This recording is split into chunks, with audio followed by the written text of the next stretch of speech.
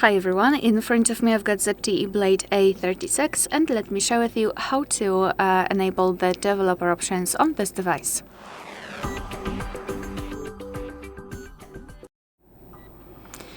So let's begin with opening the settings, and here we have to scroll all the way down to find the option About Phone. Then let's scroll down a little bit to find the build number and keep tapping on it until you'll see the information that you're in the developer mode. If you've got the screen lock, your device will ask you to enter it to confirm the whole step. Now we can go back to the general list of the settings and open System, and here tap on Developer Options. So here we've got plenty of advanced settings which we can customize. As you can see, this list is really long.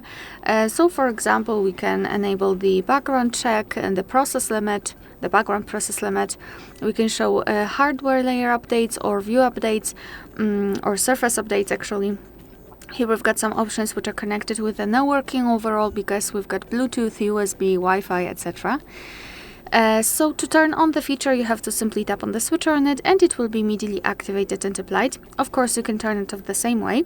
And if you've got the options without the switcher, simply tap on them to open more options to choose from.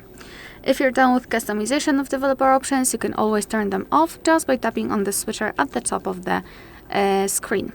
And most of the options should be inactive, as you can see, not in this case. For some reason, almost everything is... Oh, so it is not active, but it is still bolded for some reason. But I wanted to show you that after getting back to the general list of the settings and entering the system again, the developer options will disappear from the list. But of course, no worries, you can customize them again. Just go back to the build number step and keep tapping. Alright, so that will be all. Thank you so much for watching. Please hit the subscribe button and leave the thumbs up.